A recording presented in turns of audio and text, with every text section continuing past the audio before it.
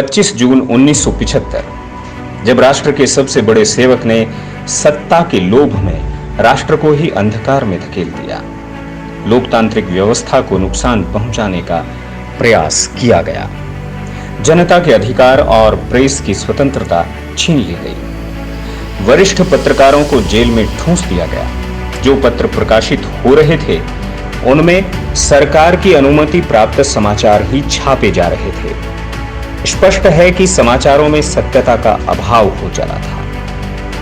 इसका विरोध कुछ समाचार पत्रों में मुख्य पृष्ठ को खाली छोड़कर जताया गया। ऐसे विकट समय में स्वयंसेवक ही थे जिन्होंने कलम के सच्चे सिपाही का धर्म निभाया।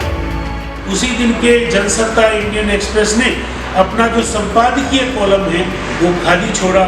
कई अखबारों ने अपने संपादकीय कॉलम की जगह काली शाही रख दी, वो काला करके उसको छोड़ दिया, तो सभी के हाथ बंध गए। अधिनायकवादी सरकार ने राष्ट्रीय स्वयंसेवक संघ यानी आरएसएस पर भी प्रतिबंध लगा दिया। इसके बाद भी आरएसएस के कार्यकर्ता अपने पथ से डिगे नहीं और समाज के सामने सत्य लाने का निरंतर प्रयास करते रहे।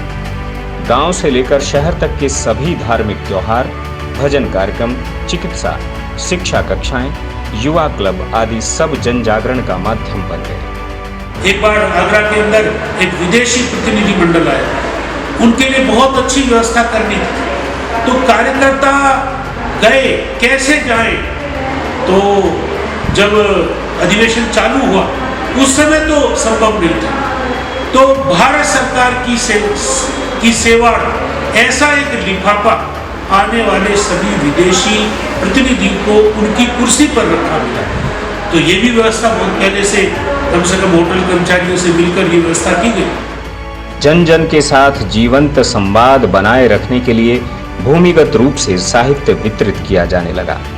संघ के कार्यकर्ताओं के घरों में गुप्त रूप से छपाई मशीनें लगाई गईं और साहित्य की प्रतियां तैयार कर जनता में वितरित की जाने लगी। देश भर में सैकड़ों नामों से पाक्षिक पत्र निकलने लगे। जैसे राजस्थान के जयपुर से पिंक सिटी नामक पत्र गुप्त रूप से छापा जाता था, जिसकी वितरण संख्या 78,000 तक पहुंच गई। जिला स्तर के समाचार पत्रों का संप्रेषण प्रांतीय स्तर पर होता और उन्हें केंद्र भेज दिया जाता। केंद्र से ही अखिल भारतीय केंद्रीय विज्ञप्ति सभी प्रांतों को भेजी जाती। संघ के स्वयंसेवकों का व्यवस्थित तंत्र सुचारू रूप से इस काम को कर रहा था। यहां तक कि विदेशी संवाददाता भी भूमिगत पत्र से समाचार संकलन करते। सैग्लोस्टाइल करके एक मशीन खरीदी गई थी, उससे और 1 पेज 2 पेज का समाचार, किसी का नाम सच्चाई लिख दिया, किसी का संघर्ष लिख दिया, किसी का ललकार लिख दिया, और उसको लेकर के हम यहाँ प्रबुद्ध लोगों को बांटते थे। और लोगों की बड़ी दिलचस्पी रहती थी कि अखबार इसमें क्या आया है, क्योंकि बाकी अखबार तो कुछ छाप नहीं पाते थे। तो हाथ से लिखना, उससे निकालना, रातों रात उससे पेपर निकालना और उन पेपरों को प्रमुख स्थानों तक पहुंचाना, मैसेज देने के लिए पुलिस स्टेशन के सामने भी चिपका कराना।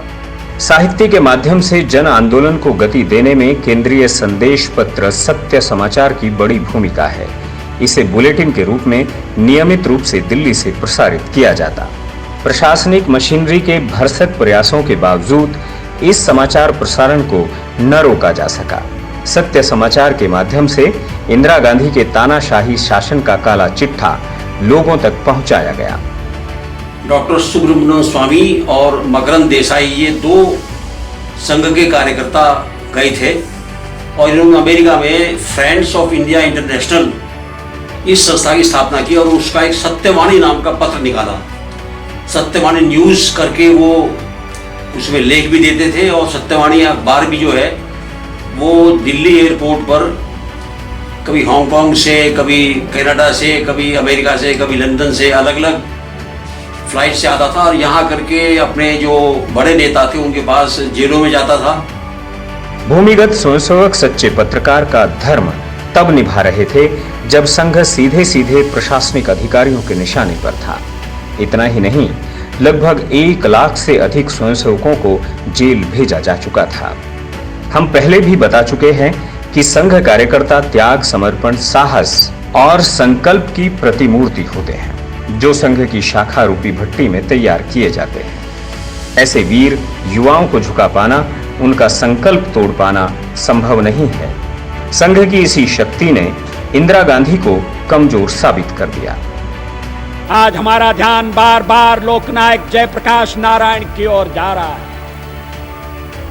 हम सोचते थे, हम चाहते थे वो प्रातः काल हमें आशीर्वाद देने के लिए हमारे बीच में हो, लेकिन ऐसा संभव नहीं हो सका। उनका संदेश सवेरे पढ़कर सुनाया गया।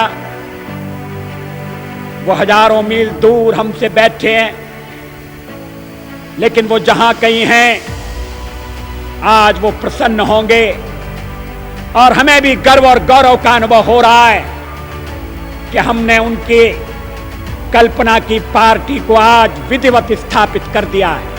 महंगाई और भ्रष्टाचार के विरोध से आरंभ हुआ इंदिरा गांधी के विरुद्ध आंदोलन अब लोगों के मन में इंदिरा के प्रति नफरत भरने लगा।